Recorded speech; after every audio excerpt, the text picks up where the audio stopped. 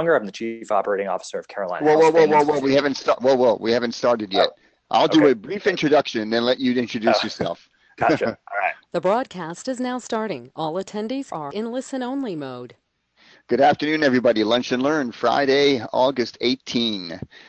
Today we have Seth Conger with us. He is with the Carolina Health Span Institute. You have a choice. You can have people ask questions as you go, or if you prefer to wait to the end and then just have a Q&A period, that is up to you. Folks, please keep yourself muted. If you unmute yourself and there is background noise, you will be permanently muted for the rest of the webinar. So, All right. Seth, it's all yours. Thank you, so much. Rob. And we will, of course, and we will hold those questions to the end. I'll make sure that there is some time for questions. And I'm going to be throwing up my contact information because the topic we will talk about today is going to ensue quite a few longer form questions that are probably easier to answer offline for individual businesses. So the topic today, fix your business, fix your patients. I got this idea from Daniel Amen with fix your brain, fix your life. And I thought, well, what did the neurofeedback practitioners need? They need to fix their business before they can actually fix their patients. So I think that we're going to dive into one single topic today, and that's actually bundling and packaging your services and how that can be extremely effective to not only your bottom line, but to your employees and their fulfillment, and then also to your patients and how they're transitioning through this the health transition that everybody wants to make. But I'm going to start by telling you guys my story because I think it's very applicable in this area. High school, I was a straight A student. I was a 3 varsity athlete. And then I got 5 concussions. No big deal, right? Well, it wasn't a big deal about 20 years ago to get 5 concussions. And 2 of those, of course, came within the same week in the same sport.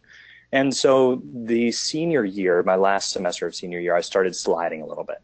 I thought there was something wrong. Everybody told me there's nothing wrong. This is a typical senior slide. I got through the summer. I couldn't sleep. I was starting to have a little bit of behavioral issues, some anxiety. Everybody said, it's just the summer. You're getting ready for college. It's not a big deal. This is totally normal. So I get to college. And all of a sudden, I cannot comprehend more than 2 pages in a textbook. I'm used to reading books cover to cover for enjoyment. And now I have no idea what I'm doing. So I go to see a psychologist. I go to see a neurologist.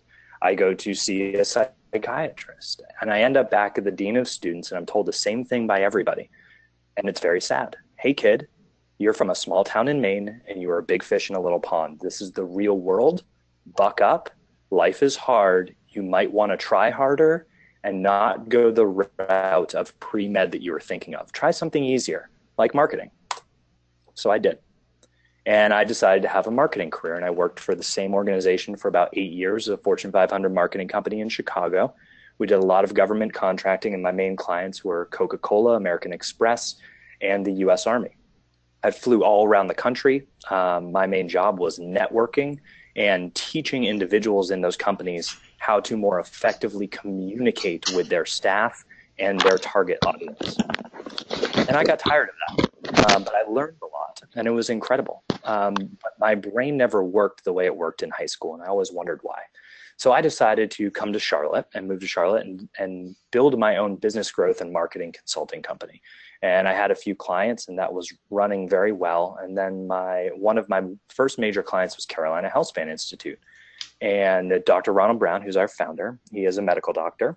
He brought me in and said, Seth, I have a cash-based functional medicine practice. I am the only practitioner. I want to grow this, but I don't have the right people, and I don't have the right tools, and I don't have the right business systems in place in order to make that substantial growth that I want. And there's this one thing that I really want to start targeting, because we do wellness for individuals at age 45 to say 60. But that was 10 years ago. And now they're all 7 years old, and we have a whole new set of problems, and that involves the brain. And everything we do treats brain function, but I want a tool to be able to analyze brain function and then directly have an impact on brain function. I think I found that. It's called neurofeedback, but I have no idea where to go with this. I don't know who to hire. I don't know how to train them. I don't know what to do. See if you can figure this out. So we found neurofeedback. And then I found Dr. Suter, and he trained me. And then we found some licensed clinicians, and we trained them.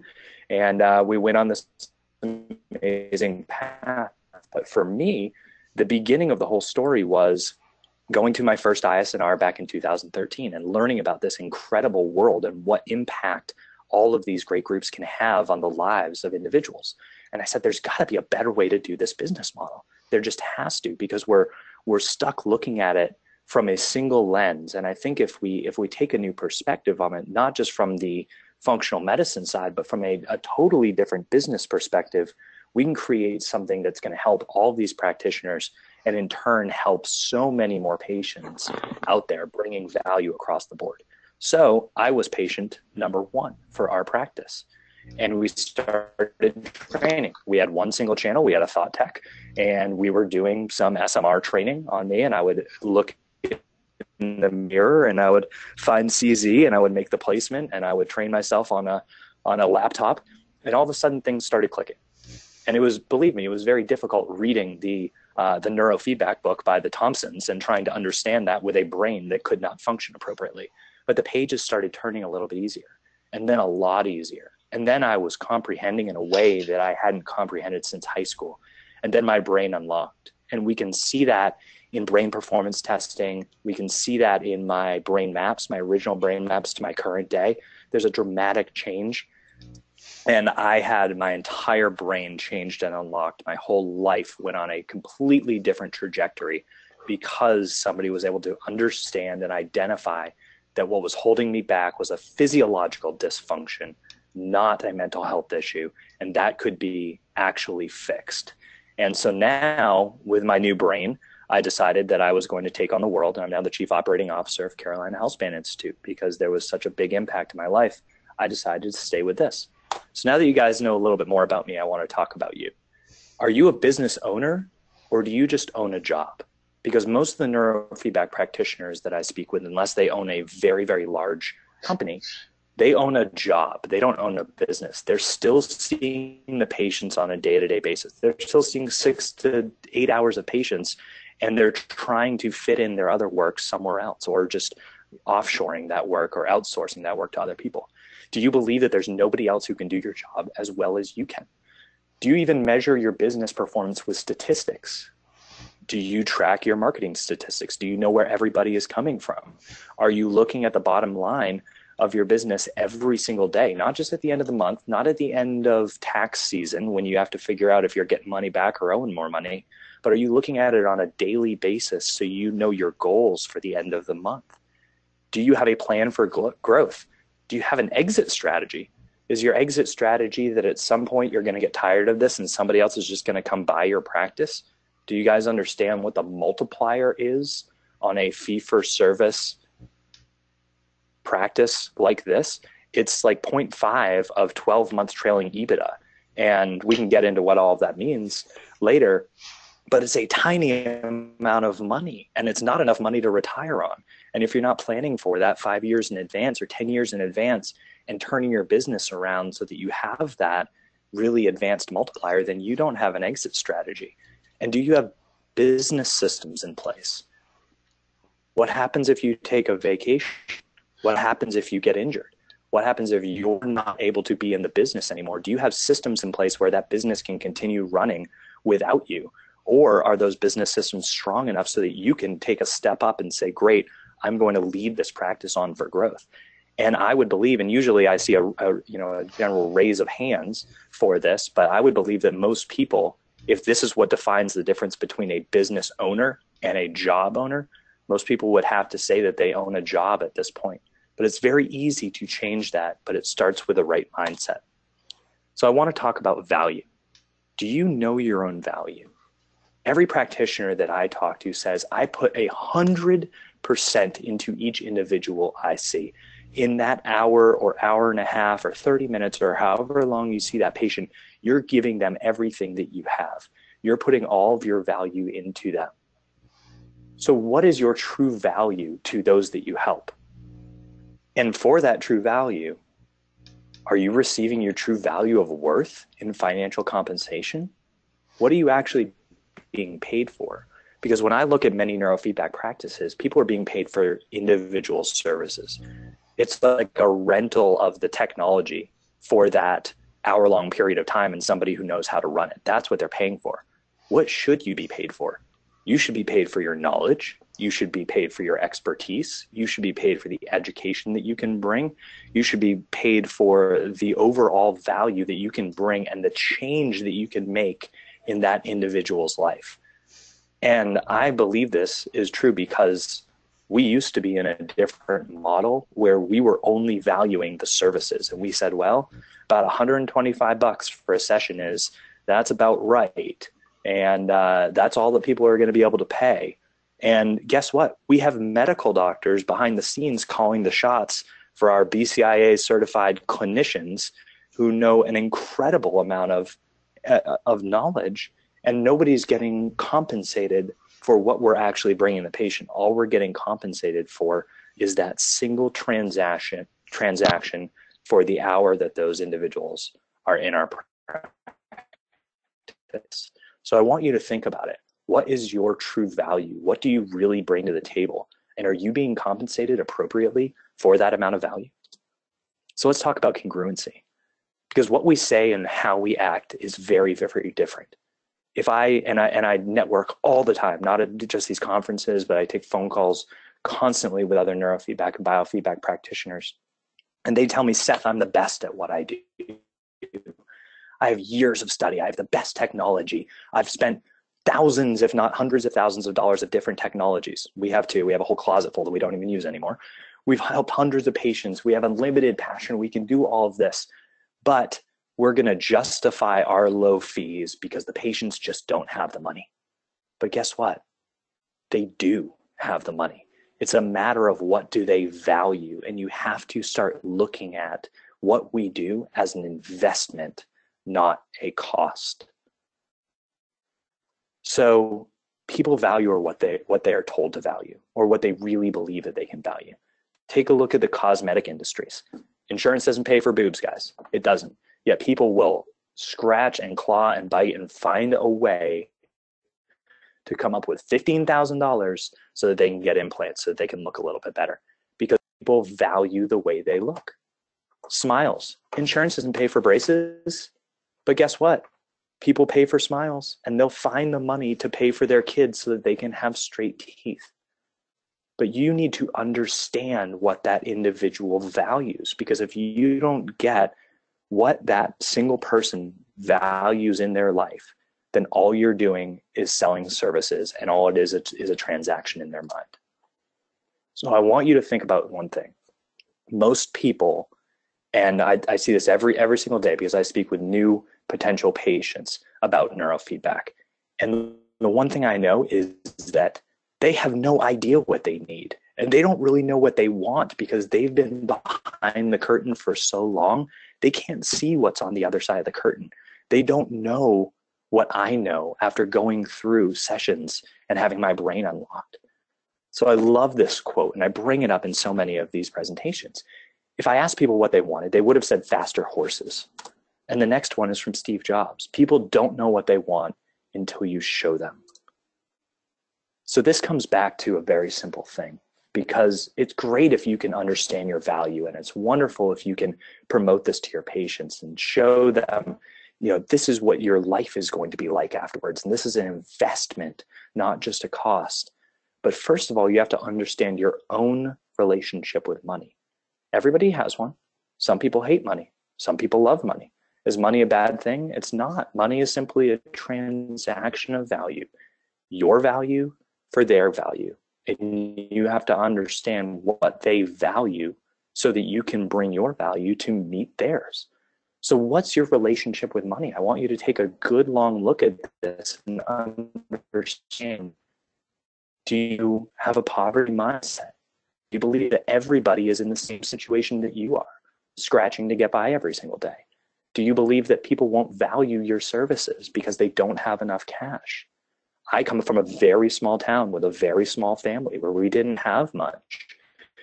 And for so much of my life, I thought, God, we can't charge anything more than this because we're overcharging people.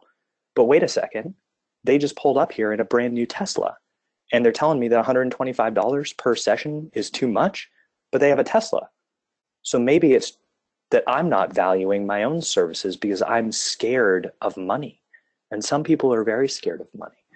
And one of the things I'll be doing, and I'm going to let you guys know that I'm presenting at ISNR later, is we're actually going to do a workshop on figuring out what your relationship is so you can get past those mindset blocks and those barriers that you have that are holding you back from being able to show your potential patients the true value of what you bring to the table. And I never, ever, from this point on, if you do one thing and take anything out of this presentation, change the word price or cost to investment. If your patients understand that they are investing in their health and investing in their future, that will be the single biggest shift that you can make to start getting the value that you deserve out of your opportunities. So insurance, and this may be semi-shocking to people, but that's okay, because that's what this is about. It's about seeing on the other side of the curtain. Guys, we don't have a healthcare system in the United States. Now, we have a acute care system, and we have a disease management system, and we're the best in the world at it. We are absolutely the best in the world at disease management and acute care. But there is no health in our system. It's not a healthcare system. And it's broken. It's badly broken. We all know it. It doesn't matter which side of the political ring you stand on. We have a broken healthcare system, and it is looking at potentially bankrupting this country. So how do we fix that? I don't know. I don't have an answer for you guys. But the answer that we bring to our patients is that they must take control of their health. And most people, I was the same way until I got into this industry. Most people believe that insurance dictates their health. They can only do what insurance companies allow them to do. So I have a deviated septum, and my insurance company wasn't going to pay for it. And the group was shocked when I said, how much is it? I'll pay out of pocket, because I'm in control of my health. I'm not getting enough oxygen to my brain, and I know the damage that's going to cause later. So I'll just pay out of pocket for this procedure. This is a little while back. They were shocked at that because they're so used to people having insurance just dictating the way they think about their healthcare. But guess what? This is your life. You can't let some company dictate how you're going to get through. And this has to be put across to the patients from the beginning. So you make them take control of their health. And once they understand that, you provide the expertise, you provide the coaching, you provide the access to the technology and the know-how, and you're their guide through the system. So if you're taking insurance, I want you to think about getting away from that. I know that sounds scary. I know people get reimbursed. I know there is a very large contingency of the neurofeedback community pushing insurance companies to start covering for care. And that's fine, but you're never going to get the right patient. You're never going to get the patient who's going to be 100% compliant. You're never going to get that patient who's willing to pay you the value of what you're worth, because what you're worth is now going to be dictated by the insurance companies. We used to let people get reimbursed for insurance, and then they would turn back to us and say, well, hey, wait a second, I only got a third of this reimbursement. Are you sure this is that valuable? Why are you charging me so much? It was an absolute mess. And I'll talk about this much longer. We can take questions on it, but that's a mindset shift. And if you're not willing to move away from the insurance model, the rest of this will not make sense. It just won't, because it's outside, it's beyond the curtain. But I can promise you, as a business owner, life gets much, much better when you move away from that model that is handicapping you and holding you back from your true potential and sharing your true value with the patients that you come in, that you care for so much. So the regular transition is from insurance to cash with reimbursement, to then moving to fee for service, and then finally program. And today we're going to be talking about programs. But before, we really need to touch on mindset just a little bit more. Now, many of you guys have maybe seen the TED Talk or read the book by Simon Sinek, Start with Why. People don't buy what you do. They buy why you do it. People don't buy what you do. They buy why you do it. If you don't know your why, you will never be able to provide that value to the patients on the other side of the table. But if you do know your why and your employees know your why, then you'll be exuding it, and you'll absolutely be able to provide that value and show them the value on the other side. But you need to know why, because if you're just selling commodities, if you're just selling transactions, you're never going to get to where you want to be. And you need to walk the walk. I've talked with a lot of neurofeedback practitioners who try out the new technology that they buy for the first little bit and then start using them immediately on their patients. If you're not doing regular neurofeedback, regular biofeedback, regular mindfulness training, regular breathing techniques, regular coaching, you're not walking the walk. If you're not in good shape, how are you able to convince somebody else that they need to take care of their health? If you're not being that individual that they can look up to, how are they supposed to get where they want to be? And it doesn't matter if you're treating a kid with ADHD or a 80-year-old adult with early onset. It doesn't matter. You need to be the role model for the picture of health of what they want to be. Now, if you only treat mental health or you only treat brain health, it doesn't matter. We all understand that nutrition has an impact on health. We all understand that exercise has an impact on health. We know what BDNF is. We know what it does in the brain. We all get that toxins are bad for us and that we shouldn't be running around with heavy metals in our system or living in a house with mold toxicity. These are things as professionals that we understand. But if you're not living up to that level, you can't expect your patients to value your services at that level either. So are you providing a commodity or experience? If you're just selling services and you're telling people, well, hey, you're going to get this 25 sessions of single or 2-channel neurofeedback, all you're doing is providing a commodity. You're not providing them with a true experience. And that brings you into a transaction, because if they're walking in and pulling out their credit card and their wallet every single time, it's a transaction. What you want them to have is a transformation. Transformations drive referrals.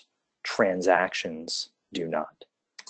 So we talked about smiles a minute ago, and I want to put this in perspective for you guys. Take a look at that picture on the left.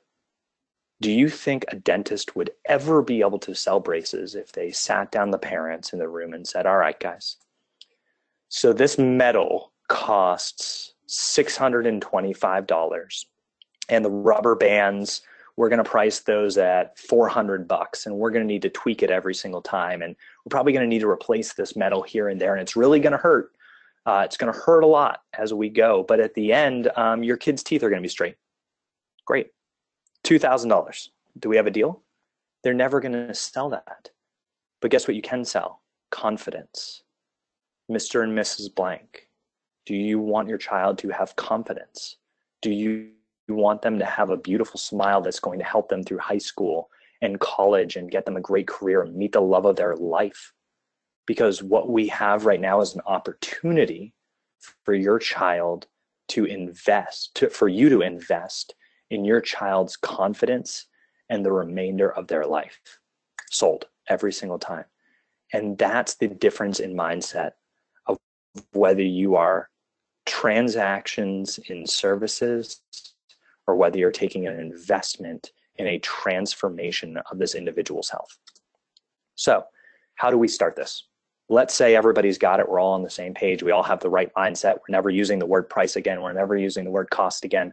We're talking about investments. We own our value. We're who we are. We exude it. We're walking the walk. We have all of that down pat. How do we start this process, and where do we go from there? Well, your patient has to be pre-educated. Their first touch with your business cannot be walking in the office, sitting down for a free consultation with the doctor or the psychologist or the head professional to go over everything for half an hour, and explain what we're going to be doing over the next 25 to 70 sessions. That can't be right. You have to start at the beginning. You have to identify the right customer. So I promise you, there is a right customer for every place. We all have different business structures. We only treat 6 different types of people with neurofeedback and biofeedback. We treat ADHD, We treat anxiety, depression, peak performance, cognitive decline, and concussion. And that's it. We get calls all day long about kids on the spectrum. We get calls all day long about seizure disorders. And we have multiple places in the area that we can refer out to. And we do that. We still spend the time on the phone with them, making sure that they have the right information, the right knowledge, right education. And then we send them to the most appropriate place to treat them, because we don't want to take our eye off the ball of getting really good at treating those people. And our right customer can afford our services. We're running a business. It's not a charity. We've done some studies that are pro bono. And if you fit into that, then absolutely we will get you into that. But we're getting our value out of that as well. We have so much value to bring that the right customer is somebody who can afford our services. And they're the right age group. We don't treat anybody underneath the 6th grade. That's not to say that those kids don't need treatment. We're just not set up for it. We don't want rambunctious kids running around our waiting room, because we have adults who are paying a very high dollar amount for the value that they're receiving, and they expect a nice, quiet waiting room to get in the right mindset to do some meditation before they jump into their session. And so we have a very well-defined customer that we're looking for. And if you don't know who that is, you have no way to market to those people, because all you're doing is blanketed marketing based on keywords, hoping people are going to pick up the phone and call you or email you. And we're not going to get into marketing today because it's another 2-hour conversation. But there's a fantastic way to do it, to target it to the right customer that you want, to have a steady stream of people coming in time after time after time. So you have to, once you identify that right customer, they need to be willing to change. And you need to understand all of their barriers to be moving forward. And if you can't break down those barriers for you, they will creep up later down the line. Do they have a terrible support system? Can they not afford the treatment? Are they about to take a 7-month vacation somewhere? These are things you need to learn before they ever get in your office for the first meeting, for that actual consultation.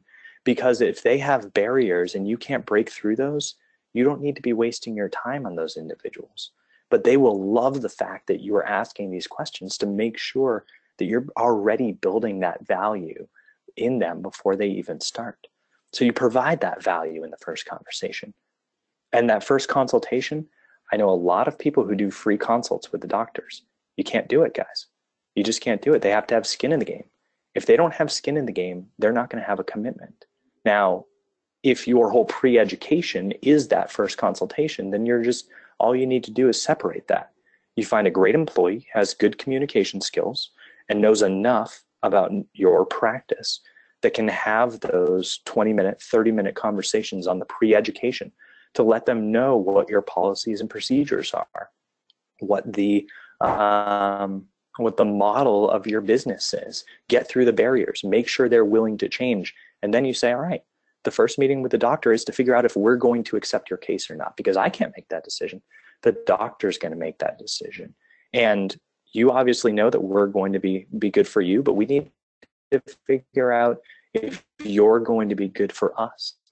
We make the decision of whether we accept your case into our practice or not, because you have to be the right customer, because we're not about to lower our standards to have lower success rates down the line. We need commitment. We need skin in the game. So you have to charge for that first consult. If you don't, it's not about the $100 or the $150. Those are pennies compared to the value you're going to be creating down the line and the commitment that they are making to say, this is something I want to do and I want to move forward. I really hope that the doctor accepts my case into their practice. You're not selling your services. During that free consultation, which should now be a $100 consultation or whatever you so choose to charge, you're not selling your services. You're identifying if they're the right customer to fit into your practice. You're assuming that they are wanting to come into it, and you're seeing if it's something that you're going to be able to help.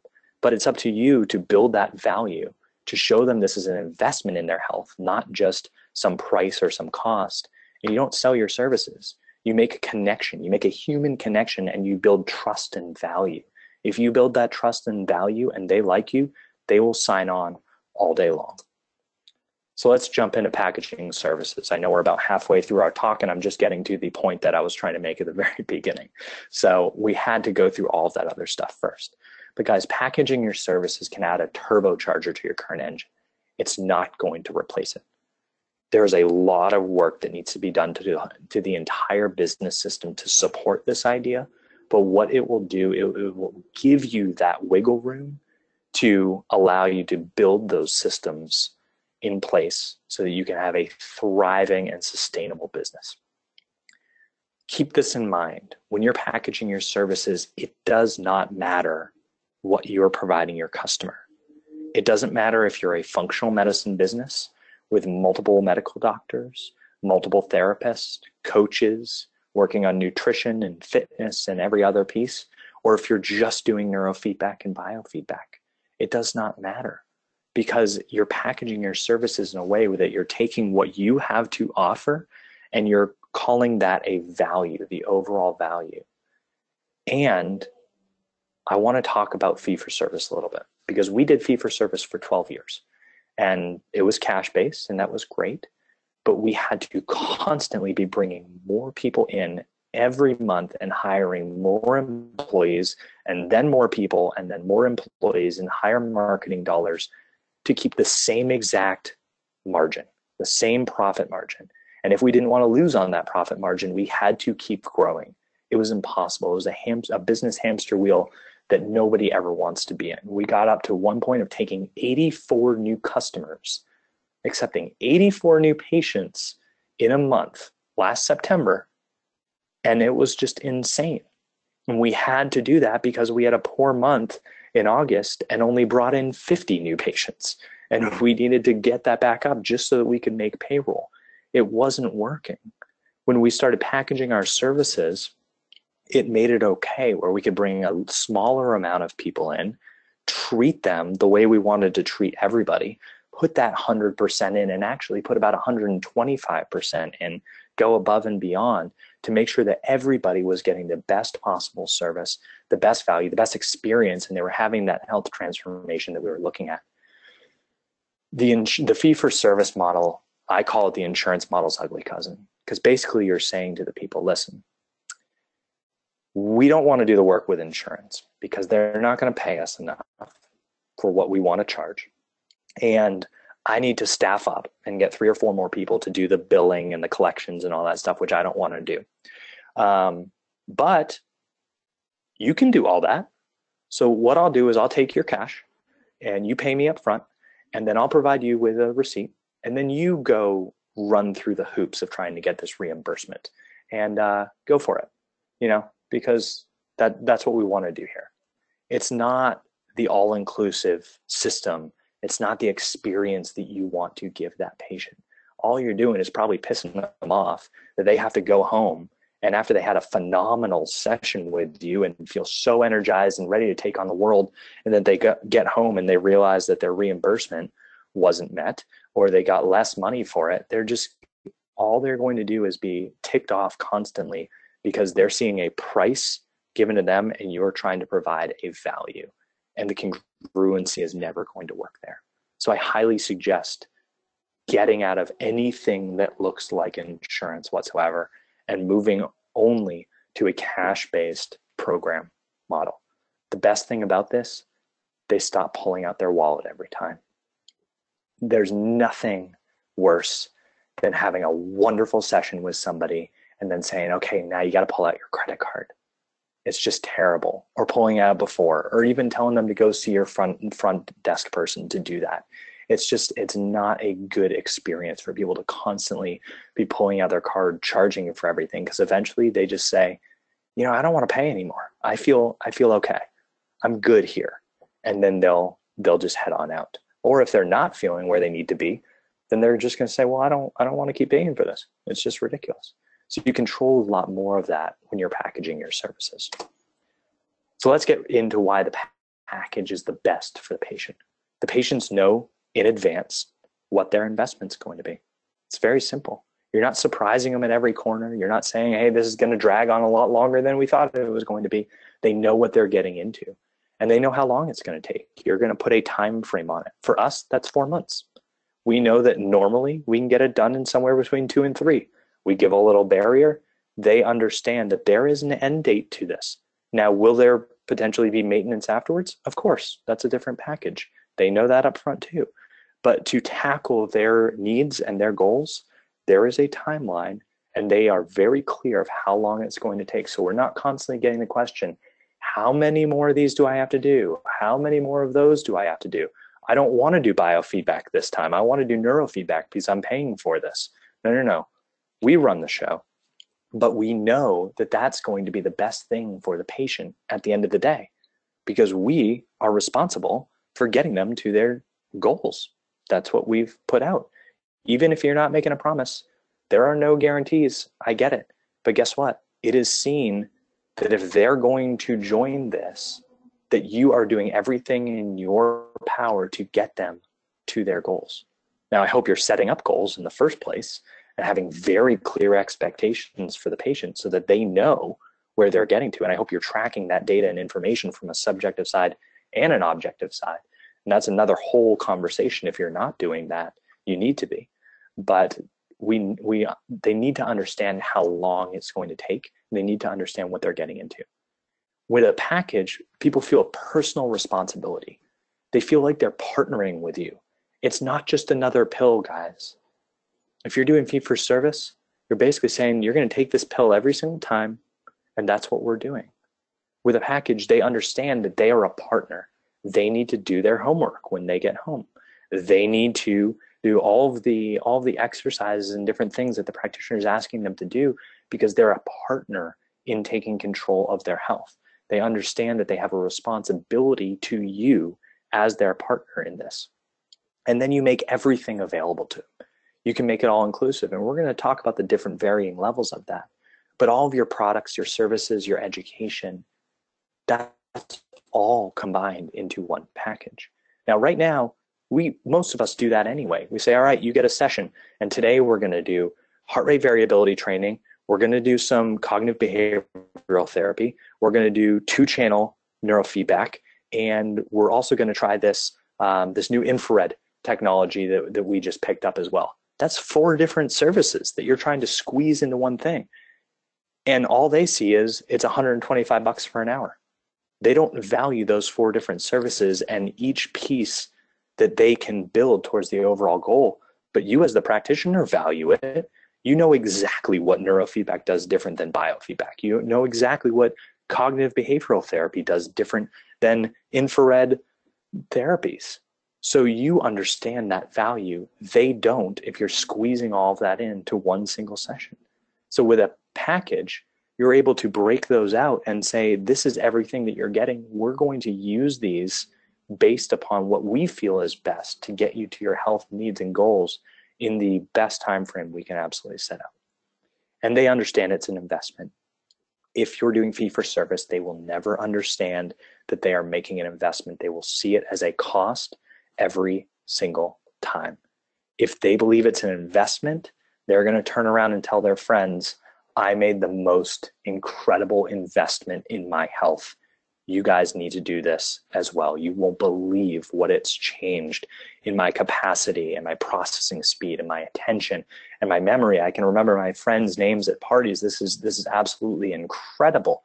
I invested in myself and I got this. Do you think that referral goes over just as well as, well, the price is a little bit steep and I did have to scrape up the money, but I feel better. I definitely feel better. I can do a lot of things that I couldn't do before, and I absolutely feel better. But guys, it's pricey. It's really pricey. It's a totally different mindset that mindset alone will shift and bring in so many more referrals to your practice. The package is the best for the practitioner, guys. First of all, you have a long-term commitment upfront as a partner in their health. You can take that in any direction that you want to go. If you're hitting barriers, all you have to do is just pivot. We would all love that. Most of the time, our practitioners' hands are tied behind their back because the patient's running the show. You need to be in control of that. You need to run the show. You get paid for your knowledge, not just the technology you're renting out in the hour that you have, or maybe the other practitioner that you're employing. You actually get paid for that knowledge, and you get paid up front for your services so that you can turn around and reinvest that capital back into your business. That's why we take loans, right? We want to get more money up front so we can reinvest it, because we expect to be able to get a better return on our dollar from that money. If you can get that from your patient, it's absolutely incredible. You won't have to sell them every visit. I'm sure you understand how tiring it is to constantly be selling your patient. Please just stick with me 2 more sessions. I know you feel fantastic, but we haven't locked in this pattern yet. And if we don't lock in this pattern, then you may slip in a few months. You know what, doc, I'm good. I'm fine. I feel great. I'm out of here. On a program with a package, guess what? You tell them, we're not done yet. You still got another month, and we're going to monitor you for that another month to make sure that this pattern is locked in. They say, wow, that is so nice of you. That's just incredible that you, even though we're done doing these services, you're actually going to continue talking to me for this next month. That's amazing. And then you can charge what you're actually worth, what your actual value is, because you're not putting a dollar number on each hour that the patient is coming to see you. And the patient has skin in the game, which is the most important thing. If they have skin in the game, they're going to get better. We all know this. We do training that is based on rewards. That is the basis of neurofeedback.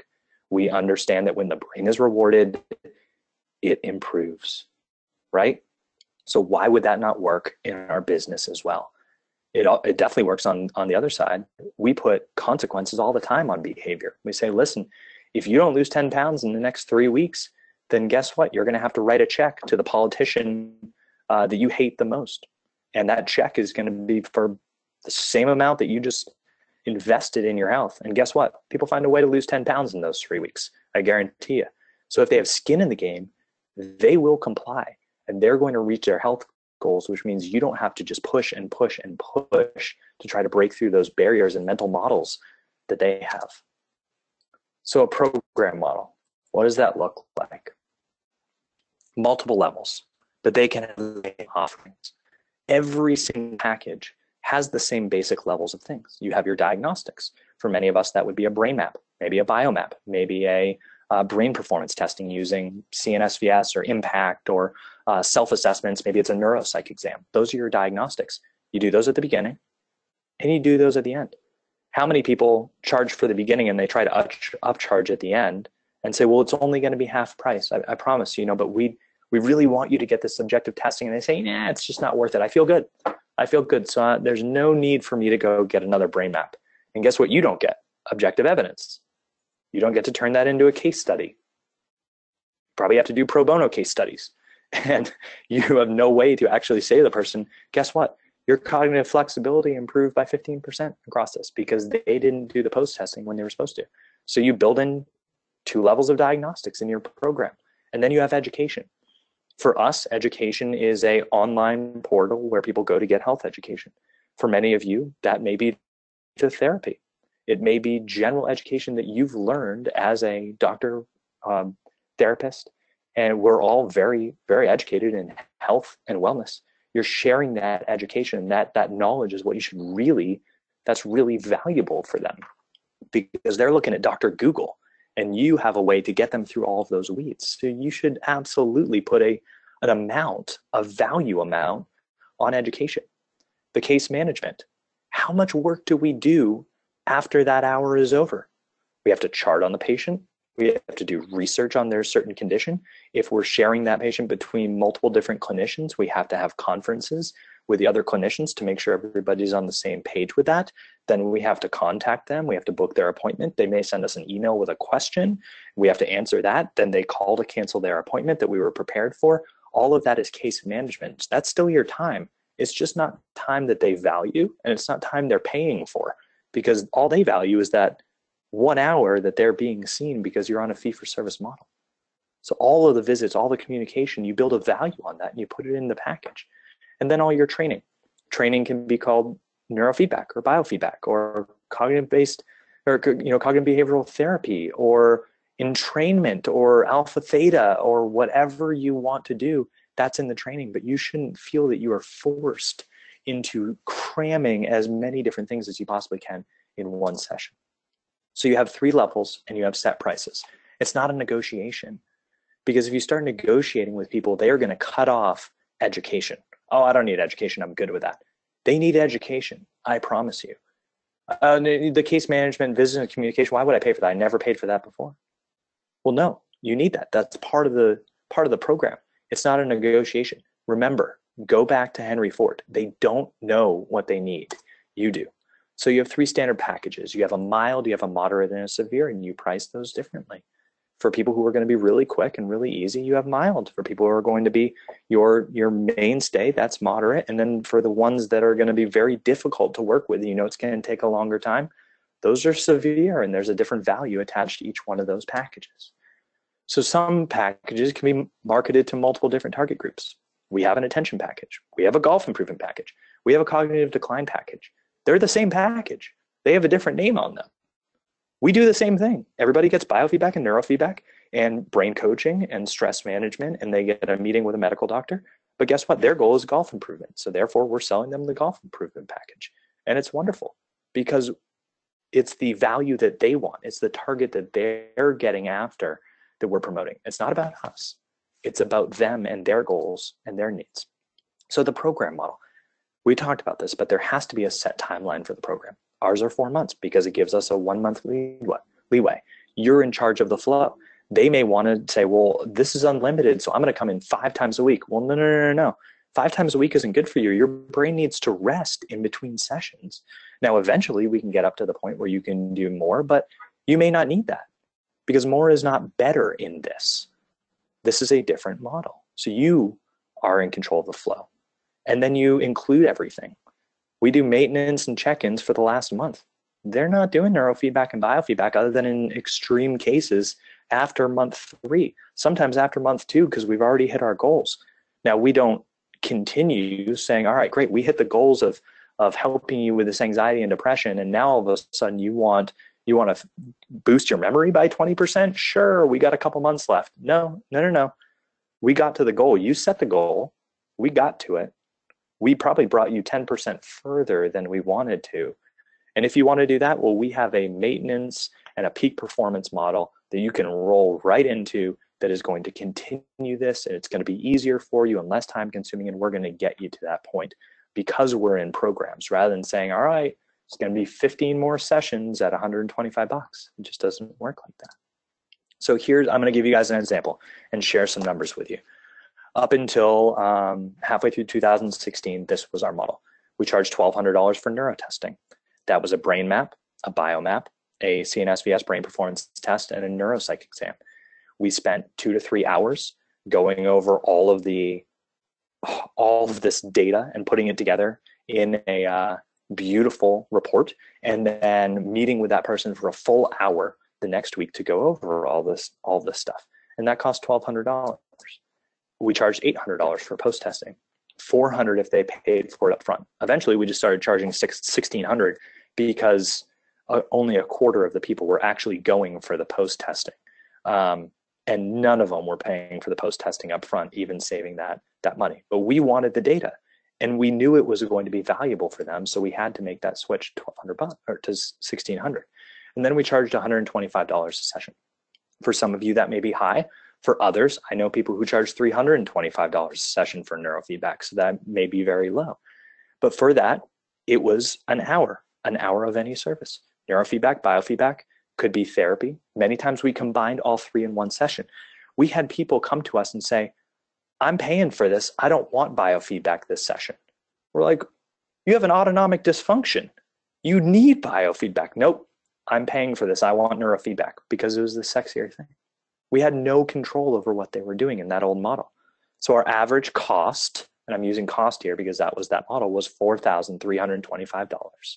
Our average profit after cost of goods sold was $1,000. We brought in 10 patients per month.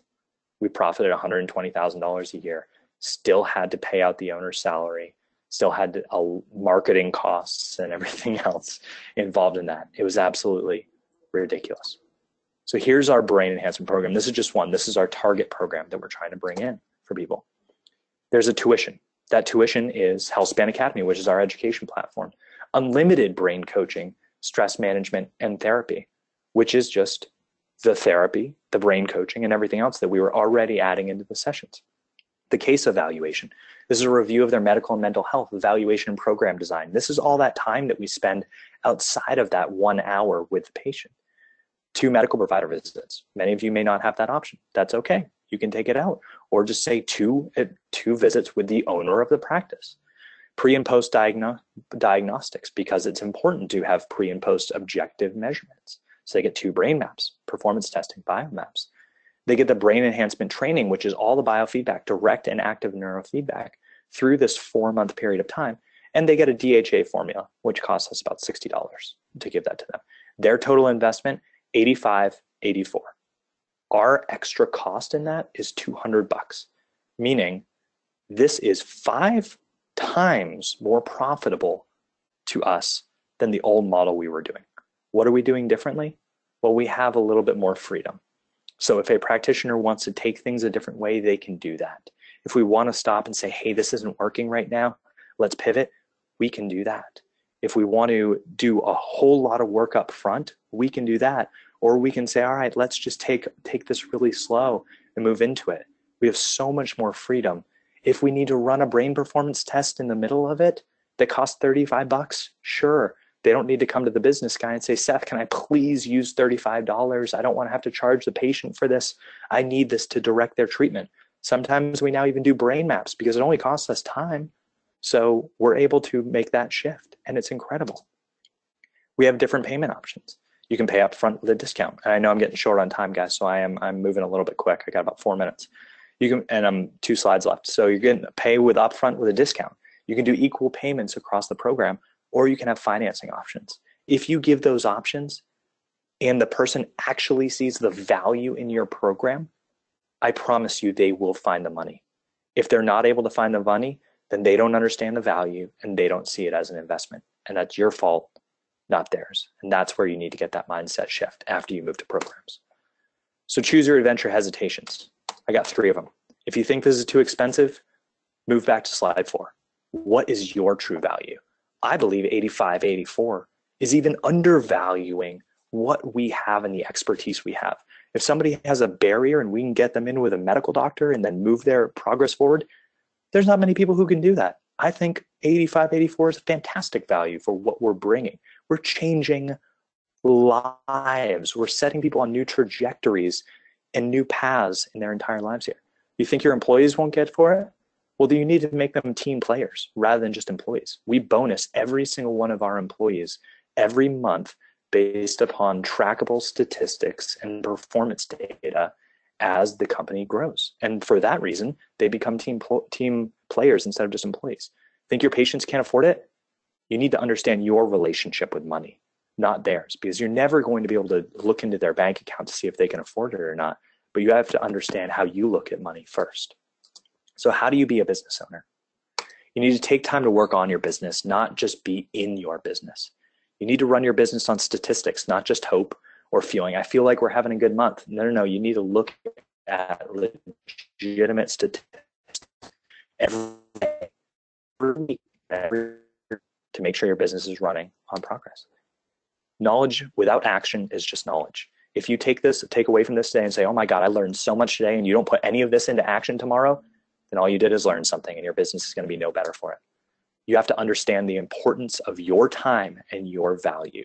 Your time as the business owner is the most valuable time in your entire organization. And if you're doing something that you can pay somebody else to do that is valued at less than yours, you should absolutely be looking into hiring an individual to take that portion over.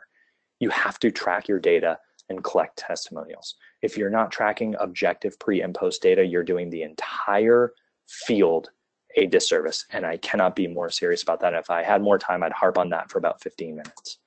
And the importance of coaching. If you don't have a coach, then you have no idea of what's on the other side of that curtain. I am happy to continue to do these, but the importance of coaching is absolutely huge. So what's next? 4 things, guys. Fix your business, fix your patients at ISNR. I'll be presenting for 3 hours, which I feel will be much more valuable for your time. Thursday from 3 p.m. to 6:30 p.m. We'll be discussing mindset. We'll be discussing marketing, packaging your services, creating your team, bonusing your team, patient pre-education, how to do presentations in front of large groups of people, all sorts of stuff in that. Some recommended reading, if you want to take a screenshot of this, this is a good place to get you started. The Personal MBA is going to give you everything you need to know on how to run a business, how to put systems in place. Start with Why by Simon Sinek. Phenomenal at understanding what the why is, why you do what you do. And then Influence by Robert Cialdini is about the best source, and I think it's 20 or 30 years old, on how to actually influence people so that they can see the value you're exuding. You need to get a coach. I have 2 of them. I work with the Tony Robbins group, and the investment I've made in there is astronomical, but the return I've gotten is just 8 to 12 times the investment, the actual cash investment that I'm making. And then I have another business coaching group that I work with that our entire practice works with, that helps put in business systems and strategies and works with each one of the employees to make sure they're getting what I get out of the coaching. You need to have a coach. You wouldn't start a sport without a coach. You wouldn't jump into a new industry without having a coach or a mentor. You need to have a coach. And I'm happy to talk to you about resources for that. And then you can always email me. If you have any questions, email me at seth@carolinahealthspan.com. I make sure to leave at least 5 hours of my week every week, and my owner is just amazing to let me do this, to network with other individuals in the functional medicine and the neurofeedback and biofeedback worlds, because I believe what I can bring to that is going to elevate all of us. If we all elevate, we're going to be able to battle those places that are our true competitors, pharmaceutical companies, the insurance companies, and those groups. Those are our competition, not the other neurofeedback practice down the street. So if I can elevate everybody's business in a way and network with them, then it's just going to bring more value to the entire field. So with that, I believe it's right on time at 1 o'clock, and I will take any questions that you guys have. I hope that was valuable for your time. Excellent.